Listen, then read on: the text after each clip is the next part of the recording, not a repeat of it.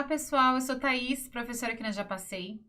E hoje eu tô aqui pra gente conversar um pouquinho sobre a obra da Marta Coll de Oliveira, intitulada por Vygotsky, Aprendizado e Desenvolvimento, um processo sócio-histórico. Nessa obra, gente, que tem essa capa aqui, ó, a Marta Coll, ela fez todo um levantamento de basicamente todas as contribuições do Vygotsky que ele fez no pouco tempo de vida que ele teve.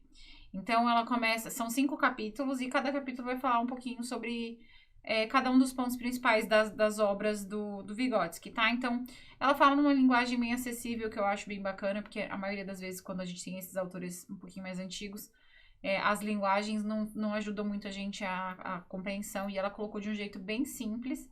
E ela traz todas, ou a maioria das ideias centrais do Vygotsky, que são ali aplicáveis à educação também, que a gente consegue pensar para a educação, tá? Então, é uma obra bem bacana. Ela começa, logo no primeiro capítulo, são 5, como eu falei, né? No primeiro capítulo, ela começa fazendo um histórico mesmo da vida do Vygotsky, que eu não trouxe para vocês, porque eu acho que para concurso não tem muita possibilidade de questão. Ela fala desde do nascimento dele, das formações que ele teve, do casamento, tudo. Então, acho que não caberia aqui para fins de concurso, porque não teria muito por que perguntar coisas do tipo, tá?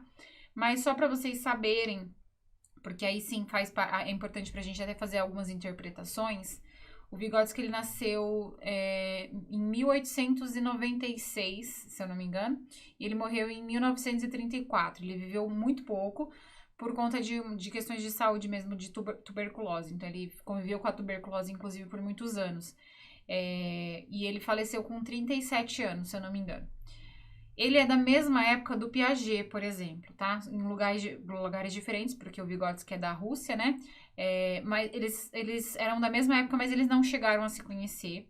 E o Piaget, inclusive, no livro da Marta Coll, tem uma carta do Piaget falando sobre que ele só tomou conhecimento das contribuições do Vygotsky 20 anos depois da morte do Vygotsky. E ele adoraria ter conversado sobre alguns pontos que são divergentes da teoria dos dois.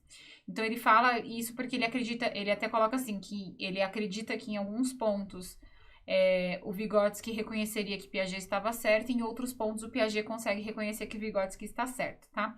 Então, eles não tiveram esse contato. Por que eu digo isso? Porque muitas pessoas falam muito sobre a divergência entre a obra dos dois e colocam os dois como completamente contrários um ao outro, mas não, apenas eles não tiveram a oportunidade de ter esse contato, essa troca, para talvez chegar ali dentro de uma teoria única, talvez. O Vygotsky, diferente do Piaget, o Piaget viveu bem mais que ele, mais de 50 anos mais. Ele teve a oportunidade de sistematizar seus estudos, de seguir aquela linha científica mesmo, e Vygotsky não.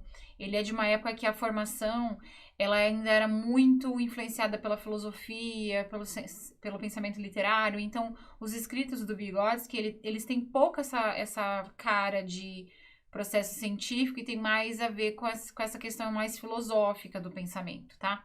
Então, algumas características interferem bastante na construção mesmo das teorias dele. Alguns colaboradores de Vygotsky contribuíram muito para que ele fosse conhecido até mesmo cada vez mais, porque ele morreu cedo, como eu disse, mas ele era professor universitário e ele tinha alguns colaboradores, e estão até citados aqui na obra, que continuaram seus estudos, que continuaram se inspirando nessas ponderações que ele fez, tá? Então, acho que essas são as informações que vocês precisam ter para criar essa base aí de entender mais ou menos as coisas que o Vygotsky foi escrevendo pra gente, tá? E nos últimos anos de vida dele, ele não estava bem por conta da doença, e muitos dos escritos dele não foram escritos por ele ia falando e os colaboradores dele iam escrevendo.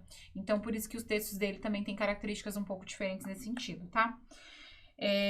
Vamos lá, história pessoal e história intelectual. História pessoal eu já falei pra vocês aqui um pouquinho rápido, tá? Agora a gente vai pra história intelectual.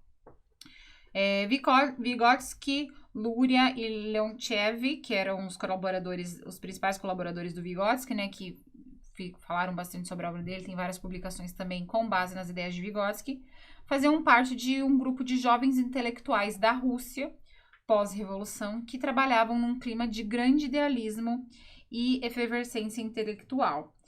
Eles propunham aí uma nova psicologia, já que na época havia de um lado a psicologia como uma ciência natural e de outra a psicologia com a ciência mental.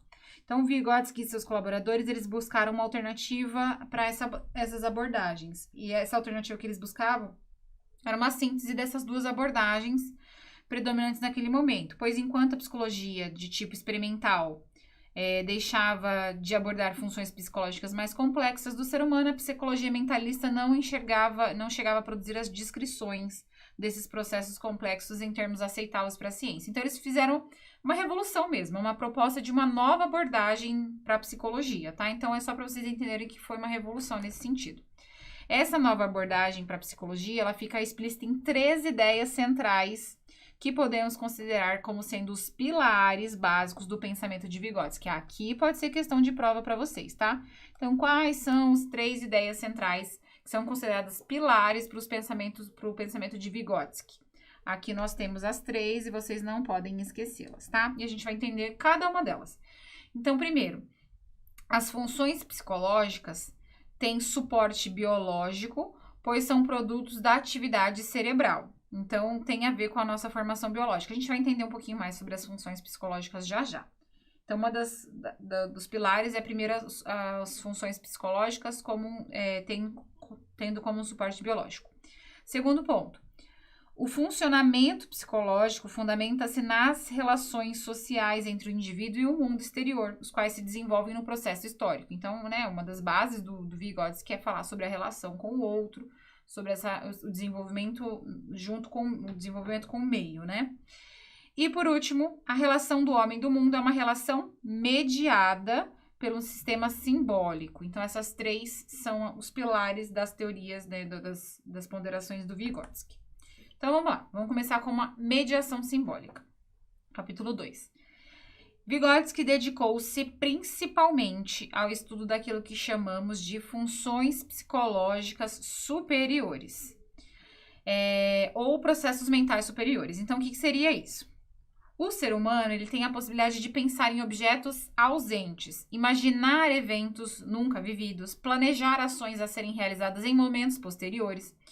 Então, eu planejei uma viagem, estou planejando uma viagem, essa viagem já aconteceu? Não, vai acontecer, é um momento futuro. Então, é uma capacidade humana que nós temos de planejar. De pensar em cenários. Então, como que é a minha casa dos sonhos? Então, eu consigo visualizar na minha mente, imaginar essa casa dos sonhos. Só nós somos capazes de fazer isso, tá? Então, essa função que nós temos, elas são funções superiores e elas se distanciam, se diferenciam das funções elementares. O que seriam as funções elementares? Tá aqui mais pra frente, mas eu vou falar pra vocês. Por exemplo, a criança, ela vai lá, ela nasce, a primeira coisinha que ela já coloca lá no peito da mãe, ela já consegue mamar. É um movimento como se fosse involuntário. Ela já tem aquele instinto de fazer. Ela não precisou formular, ela não precisou ter esse tipo de imaginação ou de um raciocínio um pouco mais elaborado para fazer essa ação. Foi um reflexo, vem através do reflexo. Então, alguém tocou seu ombro, você vira. Você não pensou sobre isso, você só atendeu ali um reflexo. Não te exigiu uma função psicológica superior. É algo elementar, é através do reflexo. Então, a gente tem essas 2 funções. As funções elementares, que são essas feitas sem muito pensar, apenas atendendo a reflexos.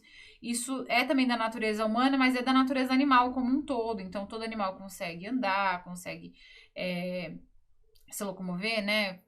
Mamar os animais que mamam, mas tem esses instintos que são elementares, são básicos.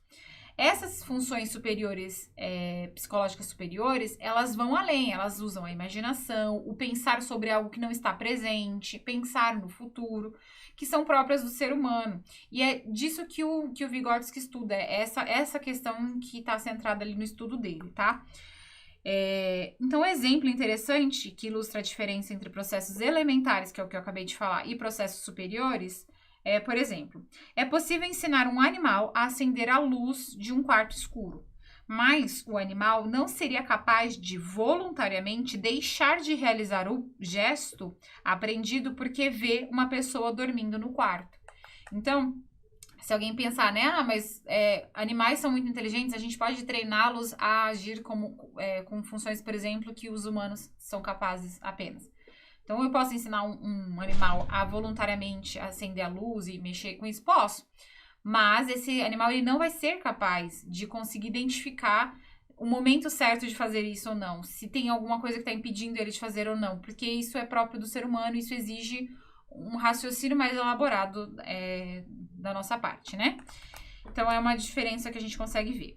Um conceito central para a compreensão das concepções vigotskianas sobre o funcionamento psicológico é o conceito de mediação. Então, é um dos pontos principais aqui que ele vai falar. Mediação, em termos genéricos, é o processo de intervenção de um elemento intermediário numa relação. A relação ela deixa então de ser direta e passa a ser mediada. Vamos entender com um exemplo.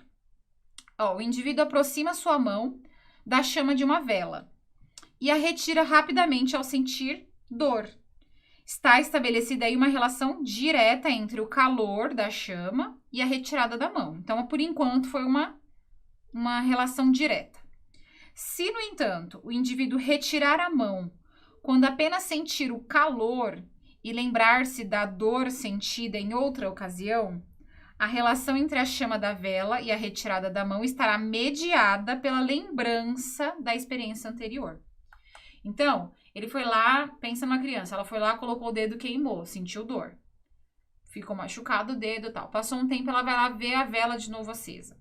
E ela tende a ir lá de novo. Mas aí, se antes dela tocar na vela, na chama, ela lembrar da dor que ela sentiu quando ela fez esse toque, ela vai retirar a mão. Então, ela teve uma mediação aí com a lembrança da dor que ela teve. Ou ainda, se ela estiver aproximando e sentir o calor, ela vai, novamente, ela pode lembrar da dor ou ela pode lembrar que queima. E aí ela se afasta. Então, houve uma mediação. A relação não foi mais direta. Porque a direta seria entre a mão e a chama. Como teve essa lembrança de uma dor, ou ainda o calor que amedrontou, houve uma mediação. E para o Vygotsky, a nossa vida basicamente é mediada. Em tudo que a gente faz, em todas as nossas vivências, há mediação o tempo inteiro. E aí a gente vai entender por que essa mediação é importante lá para a educação, lá na frente, tá? Mas é só para vocês entenderem a linha de raciocínio dele. Ele fala que a nossa vida ela é mediada. Então, se em outra ocasião o indivíduo retirar a mão quando alguém lhe disser que pode se queimar, a relação ainda estará sendo mediada por uma outra pessoa. Então, aqui temos várias possibilidades de mediação em um mesmo exemplo, tá? Mediada pelo calor, mediada pela lembrança da dor ou mediada ainda por alguém que vai te alertar sobre, tá? Então, a gente teve 3 opções de mediação em uma mesma situação e a gente podia pensar nisso em várias propostas da nossa vida. A gente tem essas relações mediadas, tá? Então, voltando aqui. Então, aqui a gente tem esse esqueminha, né, dele, que é o processo simples. Tem o processo simples, né, que é o de estímulo e resposta. S é estímulo e R é resposta. Então, essa aqui seria uma relação direta. A pessoa foi lá, colocou o dedinho na vela. Relação direta. Quando ela teve a lembrança da dor, ou alguém alertou ela, ou ela sentiu o calor, aí a gente teve aqui, ó, a mediação. Então, esse aqui é o elo. Então, a gente tem as relações diretas e as funções superiores, psicológicas superiores, levam a gente a essa mediação, que é essa relação intermediada, né? Então, aqui nós temos estímulo, resposta e mediação. Então, Vygotsky, ele trabalha com a noção de que a relação do homem com o mundo não é uma relação direta, mas fundamentalmente uma relação mediada, como eu já adiantei para vocês. E aí, ele distinguiu 2 tipos de elementos mediadores que nós vivenciamos: os instrumentos e os signos. Então, nós vamos entender agora esses 2 tipos de mediação. Então, vejam quantas informações importantes, e eu vou alertar para vocês o tempo inteiro para essa aula, que como a gente está falando basicamente de fundamentos do Vygotsky, de coisas que ele defendeu, né? Vamos ter muitos conceitos, muitas possibilidades de questão. Então, primeira coisa que vocês vão lembrar aí dessa questão da mediação, que para o Vygotsky, basicamente, nossa vida é mediada. E aí, além disso, vocês vão lembrar que ele vai dizer que nós temos dentro dessas possibilidades de mediação instrumentos e signos. E aí, agora a gente vai entender quais são as mediações por instrumentos e quais são as mediações por signos, que também é bem complexo, tá? Então, vamos lá. Uso de instrumentos. O instrumento, ele é um elemento interposto entre o trabalhador e o objeto de seu trabalho. Ele usou muito essas comparativos, tá? Por isso que é utilizado aqui também. Ampliando aí as possibilidades de transformação da natureza. Então, por exemplo, o machado é um instrumento. Ele corta mais do que a mão humana. A vasilha é um outro instrumento que permite o armazenamento de água. O instrumento, ele é feito ou buscado especialmente para certo objetivo. Então, todo instrumento que nós mediamos alguma coisa, então a gente está utilizando aqui qual instrumento? A tecnologia. Então, a gente está utilizando internet, computador, vídeo, som. Então, são instrumentos que nós estamos utilizando para mediar a nossa interação. Então, tudo certo aqui de acordo com as ideias de Vygotsky, certo? Ele carrega consigo, portanto, a função para a qual ele foi criado. Então, todo instrumento tem uma função. Qual a função do microfone? Que vocês me escutem. Qual a função do vídeo? Que vocês me vejam. Ou vejam a tela, os escritos, os slides, que vocês possam acompanhar, que vocês possam revisar, enfim. Tudo tem uma função. São instrumentos que têm funções. Para o qual foi criado e o modo de utilização desenvolvido durante a história do trabalho coletivo. É, pois, um objeto social e mediador da relação entre o indivíduo e o mundo. Então, como eu coloquei aqui para vocês esse exemplo, o microfone, o vídeo, né, a câmera, os slides, tudo isso, todos esses são instrumentos que têm funções. Nós temos aqui a função de vocês me escutarem, de vocês me verem, de vocês conseguirem ler e acompanhar e depois revisar os conteúdos. Isso são objetos sociais criados, né, para estabelecer essa mediação, ok? Por instrumentos. Os instrumentos, eles são, então, elementos externos ao indivíduo. Eles não estão dentro da gente, eles estão externos. Aqui a gente tem a câmera, a gente tem o áudio, né, o microfone e tudo. São instrumentos externos, voltados para fora dele. Sua função é provocar mudanças nos objetos, controlar os processos da natureza. Aí os signos são diferentes, apesar de também serem mediações, formas de mediação, né? Então, signos, por sua vez, também chamados por Vygotsky de instrumentos psicológicos, são orientados para o próprio sujeito, para dentro do indivíduo. Então, enquanto os instrumentos é para fora, externos ao indivíduo, os signos, eles são para dentro do indivíduo. Eles dirigem-se ao controle das ações psicológicas, seja do próprio indivíduo, seja de outras pessoas. São ferramentas que auxiliam nos processos psicológicos e não nas ações concretas. Então, os signos, eles estão dentro dos processos psicológicos, não são coisas que a gente consegue tocar. Ou podemos, mas tem significados diferentes, tá? Então, vamos entender melhor. Na sua forma mais elementar, o signo é a marca externa que auxilia o homem em tarefas que exigem memória e atenção. Então, signos têm a ver com memória e atenção. Por exemplo, eu posso utilizar varetas ou pedrinhas para o registro e controle da contagem de cabeças de gado ou separação de sacos de cereais em pilhas diferentes que identificam os seus proprietários. São formas aí de recorrer a signos que ampliam a capacidade do homem em sua ação no mundo. Então, aí você vai me dizer, mas peraí, pedras e varetas eu consigo pegar, eles são concretos. Então, será que eles não são instrumentos? Não são, porque lembra que os instrumentos, eles têm uma função. A função da vareta é fazer contagem? A função da pedra é fazer a contagem? Não. Mas naquele momento, ela tem esse significado para mim. Então, quando eu pego as pedrinhas e vou jogando dentro de um saquinho, conforme vai passando um boi ali, eu vou contando cada um, colocando ali para registrar isso. Aqui pensando até nos primórdios, quando a gente ainda não tinha o número, né? Que a gente utilizava a contagem dessa forma, para não se perder. Então, colocando uma pedrinha para cada cabeça de gado que vai passando. Aquilo está significando naquele momento a quantidade de animais que não estão ali presentes no momento, no espaço e no tempo ali daquele momento. Então, eu contei, os animais foram pastar, eu tô com aquelas pedrinhas e elas representam, elas significam aqueles animais, aquela quantidade de animais. Então, não é o instrumento naquele momento que está sendo representado, é o signo que aquele instrumento me traz. Então, essa é a diferença. E cada vez que vai passando, a gente é capaz de desenvolver, né? Esses signos, eles podem deixar de serem concretos e se tornarem apenas mentais. Isso vai gerar imaginação, é onde nós, seres humanos, somos desenvolvidos para isso, tá? Então, vamos lá, vamos continuar aqui nas ideias do Vygotsky. Então, assim como o machado, que é um instrumento de trabalho que corta melhor do que a mão, as varetas usadas na contagem do gado permitem o ser humano armazenar informações sobre a quantidade, e é uma quantidade muito superior que ele poderia guardar na memória.